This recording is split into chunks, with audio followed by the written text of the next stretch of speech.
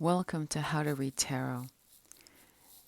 I think people get very uptight about reading tarot. They really make it too hard for themselves.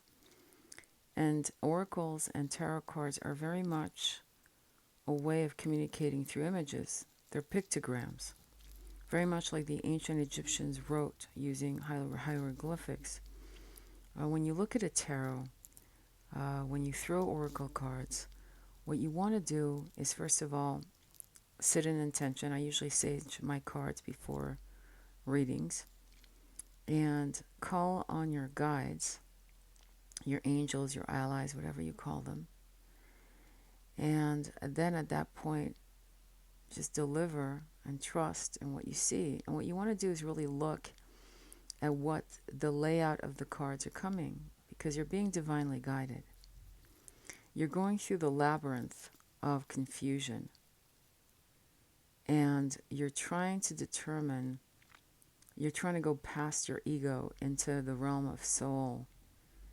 And that takes a huge amount of surrender. And so what you want to do is really honor what comes through. And in particular, pay attention to the certain cards that call to you. There'll be certain cards that flip out of your deck. Put those aside. If you're doing like a Celtic cross, put those aside, like 2 or 3 cards that fall out. Continue with your reading, the layout of your cards, and then look at those. What are they saying? Sometimes I actually take the ones that fall out and then I place them in the first 1, 2, or 3 positions on the Celtic cross. There's a lot of science behind tarot, and that's all good and well, and you can memorize all of the suits and how they relate to the astrological signs.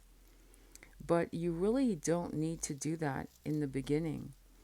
And what you really want to do is just enjoy the journey of self-discovery. It's a kind of Zen-like meditation to shuffle. And yes, you can read for yourself. When I have clients who come and call and read for me, I have clients who are they're in pain or what have you, of course, or they want to know what a beloved wants. But any client that comes to me with a very egoic, narcissistic attitude, guess what? I get muddied readings. And I think that they're muddied for them, let's put it that way. Sometimes they're clear and they're clearly saying no.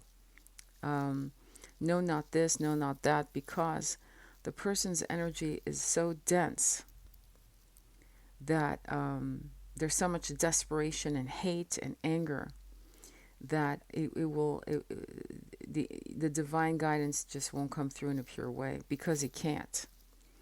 So I want you to approach you when you're doing readings for your friends or readings for yourself, to really make sure that the intention is pure,